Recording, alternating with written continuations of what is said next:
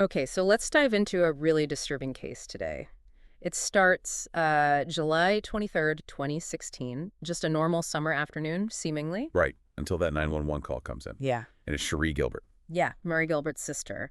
And she's reporting Mary, who's 52, missing. But the tone, it's not just worry, is it? No, not at all. There's this real sense of urgency, almost dread.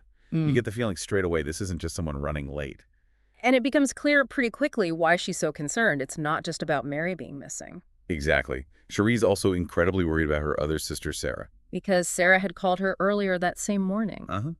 And Cherie described her voice as robotic, making these, well, bizarre claims. Like hearing voices, believing she was God, that kind of thing. Which immediately flags this as something much more complex than just a missing person case. Yeah. Cherie's linking Sarah's state to Mary's disappearance. And it wasn't like a one-off bizarre call either, was it? There was history here, recent history. Oh, definitely. Just 3 weeks before, July 1st, there was this incident at a pharmacy.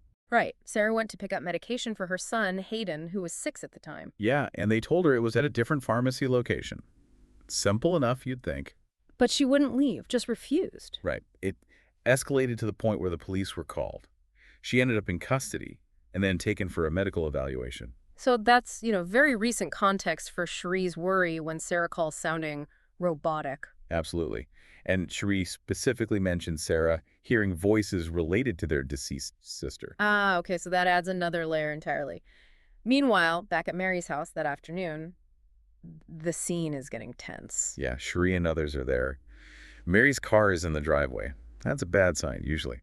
Car's home, but she's not answering the door, not answering her phone. Then Mary's husband, Elroy, shows up. And together, they notice a window is open, just slightly ajar. But they can't really see inside properly at first. Just unsettling. And this whole situation is made even heavier because this wasn't the first time the police had been involved with Sarah at that house. Right, you mentioned an earlier incident, back in February. Yeah, 5 months earlier, Yeah. February 19th, 2016.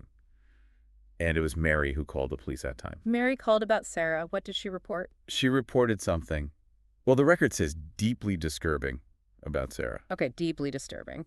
That sets a worrying precedent. It really does. And the details of that February incident, they're quite something. What happened when the police arrived, then? They found Sarah soaking wet, shivering, said she'd just gotten out of a cold bath. A cold bath? Why? Apparently it stemmed from an argument with Mary about their other sister, Shannon. The deceased sister Cherie It's mentioned. the same one, Shannon Gilbert. Her case was quite high profile, actually. She went missing in 2010. Oh, right. Wasn't she connected to that Gilgo Beach investigation? Yeah. With the other missing women? Exactly. Her remains were found in 2011 near there. It put the family through hell, obviously. Huge media attention. And Sarah and Mary were arguing about Shannon? Yes. And Sarah apparently had this belief, this accusation, that Mary, her own mother, was involved in Shannon's death. Wow. Okay. That's a major accusation. Talk about family trauma. It points to some really serious issues, potentially delusions or paranoia, going on with Sarah even back then. But wait, the police weren't called in February because of that argument, were they? You said Mary reported something disturbing. Right. The initial reason for the welfare check wasn't the argument itself or the accusation about Shannon. It was about a dog, A dog. a missing dog. Initially, Sarah told the officers she didn't have any pets. Then she sort of vaguely mentioned a dog might have run off. But Mary said something different. Mary told them about an appalling incident involving a puppy. Oh, no. Don't tell me. Yeah. The officers investigated, and they found the puppy. Dead. Hidden in a trash bag. Oh, that's awful. And Sarah? Her admission was just chillingly blunt. Yeah. The officer asked, "Did you kill it?" Sarah said, "I killed it." "How?" "I drowned it." "What for?" "Because I had to." Then the officer asked, "So is that why you're wet?" And she just says, "Yeah." Just flat. Because I had to. No remorse. Doesn't sound like it based on that exchange. Just matter of fact. And there were even more disturbing details that came out later, weren't there? From her boyfriend. Yes, Manny, who was also Hayden's father. Yeah. He later gave details. He said Sarah drowned the puppy in the bathtub. Why? Was there a reason given? Apparently, because it had urinated in its kennel. She drowned a puppy for that. That's what he claimed.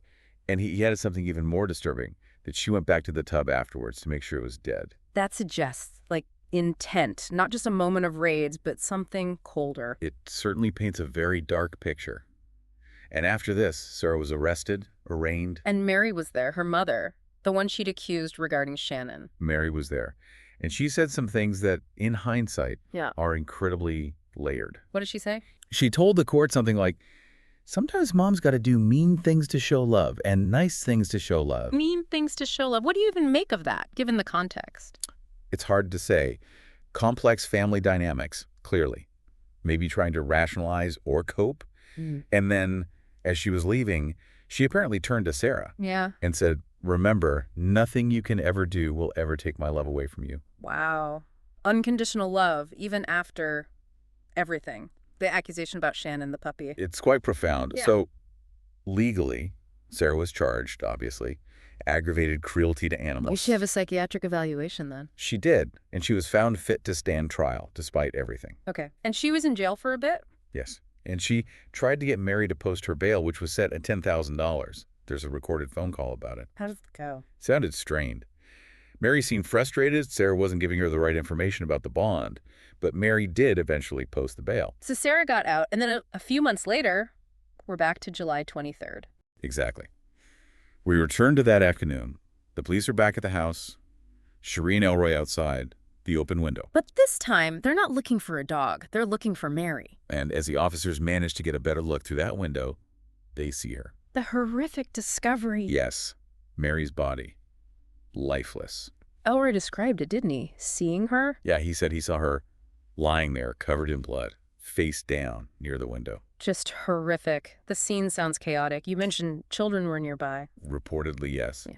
Which just adds another layer of tragedy to the whole thing.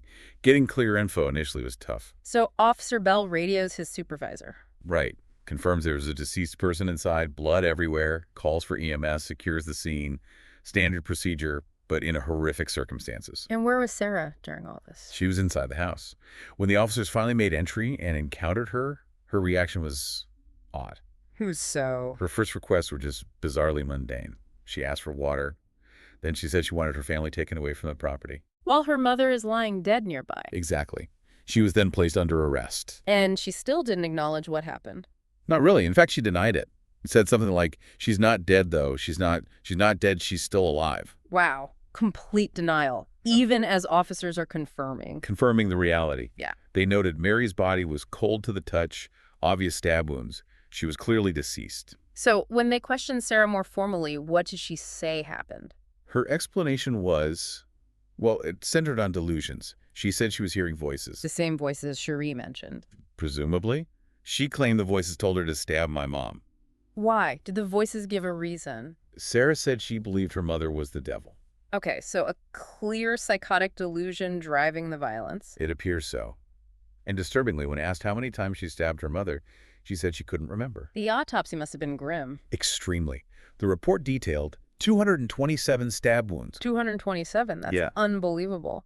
The sheer number speaks to a frenzied, uncontrolled rage. But it wasn't just stabbing. There was more. Yes. Mary had also been bludgeoned with a fire extinguisher. A fire extinguisher. Yeah. Used as a weapon. Yes. And foam from that same extinguisher had been sprayed into her mouth. God, that's sadistic. And then there's this detail that Sarah apparently took a cigarette break during the assault. A cigarette break in the middle of that. That's what was reported. It suggests such a chilling detachment, it's hard to comprehend. Did she say if it was planned or just snapped? She actually indicated some level of premeditation, claimed she had the knife and the fire extinguisher ready beforehand. So she planned it, believing her mother was the devil? But then didn't she also show some concern afterwards? It's another one of those jarring contradictions. Amidst confessing to this horrific act, she apparently asked about her son, Hayden. Wanted to know where he was. Yeah. And acknowledged Mary was his grandmother. It's like a flicker of reality breaking through the delusion. Where was Hayden? Was he okay? Thankfully, he was safe. He was with Sarah's half-sister. The police did a welfare check to confirm. That's a relief. But Sarah's reasoning, it stayed delusional. Oh, absolutely. She seemed to believe that killing her mother was the only way to stop the voices, to end the chaos she felt. And then she brought up Eminem, the rapper. Yeah, this is one of the most bizarre parts. She developed a specific delusion centered around Eminem and a song. Which song? That's all she wrote. It's actually a T.I. song featuring Eminem from 2010. And what was the delusion about the song? She claimed the lyrics mentioned her by name, which they don't, of course, and that the music was controlling her, telling her what to do. Okay, so a classic example of referential delusions where someone believes random events or media are directly about them. Exactly. A firmly held false belief, completely real to her, driving her perception of reality. Were there other signs of this kind of thinking? Like writings? Yes, her diary contains some very disturbing entries. Things like, now it's my turn to play, and all black eyes will die. All black eyes will die. What does that even mean? It's unclear, likely part of her personal delusional system. Oh. And she had this chilling sign-off in one entry about reuniting in another life. This gets darker and darker. And the connection back to the puppy. That was linked to this Eminem delusion too, wasn't it? Horrifyingly, yes. Yeah. The story that emerged was that Sarah believed the puppy was Eminem. She thought the dog was Eminem. Yes, and that this Eminem puppy wanted to hurt her. So she drowned it. As a way to strike back at her perceived tormentor. Exactly. And the most sickening part, she apparently did it right in front of Hayden. Oh, God. In front of her 6-year-old son. Yes. And afterwards allegedly took him out to the woods, showed him the knife she later used on Mary, and threatened him not to tell anyone what he saw happen to the puppy. That poor child. The trauma is just unimaginable. Yeah, absolutely devastating. The layers of abuse and trauma there are profound. So what was the final legal outcome for Sarah? In August 2017, Sarah Gilbert was convicted of murder in the second degree. And the sentence? She received 25 years to life in prison. 25 to life. It's just such a tragic end to a story filled with so much prior tragedy, Shannon's death, the family trauma. It really is. And you're left asking so many questions. What exactly tipped Sarah over the edge into such extreme violence? Was it purely the mental illness or a combination of factors? How do you reconcile that image of Mary expressing unconditional love with Sarah's delusion that she was the devil? You really can't, easily. It highlights the devastating power of severe psychosis to completely warp relationships and reality. And it makes you think about the impact on everyone. Mary's life brutally cut short. Hayden witnessing horrors no child should ever see. And even Sarah herself, lost in a reality that led her to commit such an act. It's a tragedy from every single angle. It's a really stark reminder, isn't it, about mental health, fragility of the mind, and how hidden struggles can erupt with such devastating consequences. Absolutely.